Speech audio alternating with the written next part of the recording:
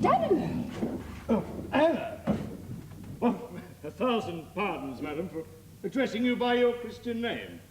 I realize that privilege is mine no longer, and I apologize. All the same, if you wish, you may still call me Danilo.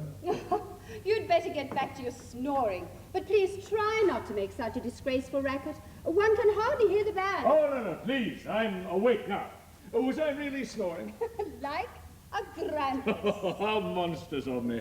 So, you're living in Paris? Yes, I thought I'd try to catch up on some of the things I'd missed. Enjoy myself a little and then settle down. Perhaps even marry. What, again? I've always imagined that's the sort of damn fool thing a sensible girl did only once. If you'd remained in my life, I probably wouldn't have done it at all. Now, isn't that true? If I had stayed, at least you wouldn't be the widow of that sainted Monsieur Glawari. As a matter of fact, you'll be the spouse of a most blissful Danilo. And you know it. And yet I seem to remember your noble uncle refusing to let his aristocratic nephew give his oh so aristocratic name to the daughter of a tenant farmer. Both uncle and nephew, I remember perfectly, thank you, and with a fair amount of disgust. Now, if we're going to insult each other, wouldn't it be easier to do it in our own language?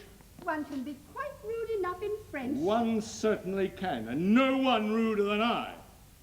But that's not quite what I meant. Madam, I see, hasn't exactly broken her heart over me. Elderly court bankers don't count, I suppose. They're so exceptional. Oh, I know what you want to say. Your father had a great many debts, and you married to save him. All the same, that was never a reason for you... The reasons for my marriage are nobody's business but mine. However, now that I'm a wealthy widow, I suppose... Yes, you suppose. I suppose your aristocratic uncle would have not the slightest objection if his precious nephew were to do me the honor of offering me his hand in matrimony. Anna! I mean, madam, do you honestly think for one moment that your 15 millions... 20? How incredibly vulgar. But then you must know me very little. As a matter of fact, you don't know me well at all, that's all I can say. All you can say doesn't amount to much, my dear Count. All men are the same. If one of them says to me, I love you, do you really believe it's me he's after? Don't you believe it? Nonsense. I can prove it. Can you? I wonder.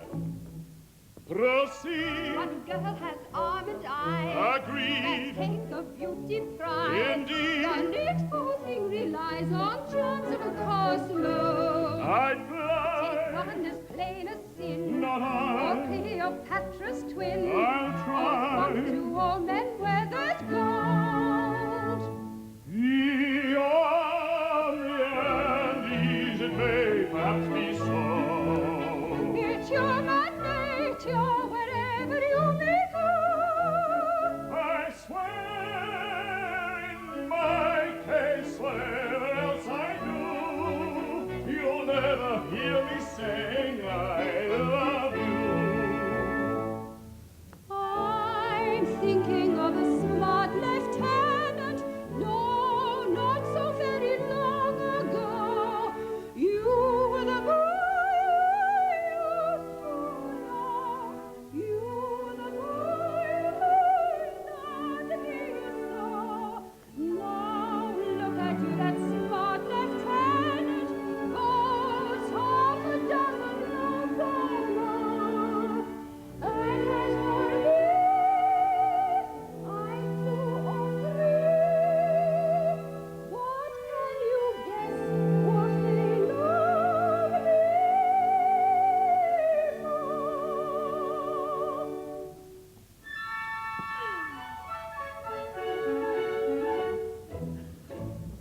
Why can't... Their love for me has fled. But where? They love my bank instead. Don't think are dead. Those days were back from above. And so... And 4 times Oh, where no. all one to all men where there's God. In cave or jungle, it may or may not be.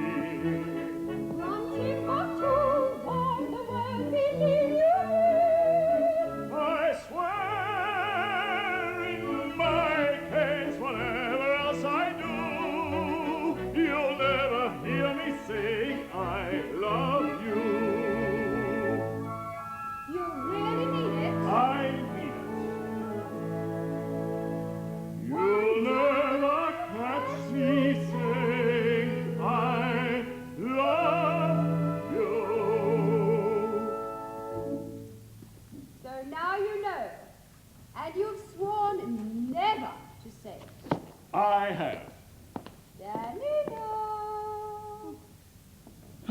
clever of you to remember my name. You're running away, I observe. Could it be because you're afraid to let a forbidden word slip out? I'm afraid of nothing, madam. Oh, so it's a declaration of war. You take the words out of my mouth. Aha!